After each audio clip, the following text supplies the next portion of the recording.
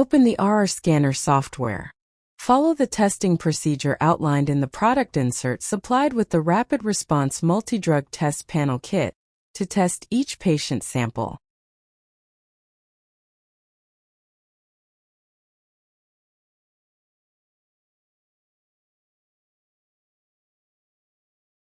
Print a patient-specific QR code label. Place the patient-specific QR code sticker on the top left corner of each panel over the square labeled Specimen ID. It is important to make sure the QR code is visible and scannable. Two-sided panels will require 2 QR codes. After the first sticker has been attached, flip the panel over and place a second QR code sticker on the reverse side of the panel. Repeat the steps for up to 4 more panels. Start a 5-minute timer. After the 5 minutes have elapsed since the test panels were dipped in the sample, place the panels onto the template on the Rapid Response Lateral Flow Scanner. Up to 5 samples can be analyzed at a time.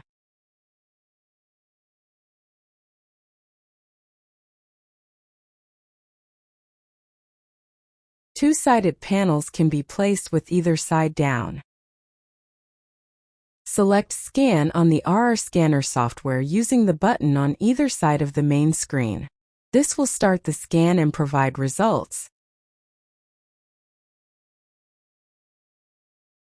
Once the scan is completed, the panel image will appear in the slot, and the preliminary results will appear in the Results section. For two-sided panels, the slot below the panel image will change to orange. Pick up each two-sided panel and turn it over to its reverse side, placing it back into the template. Select Scan Other Side. A pop-up will appear asking you to confirm that the panels have been flipped. Select OK.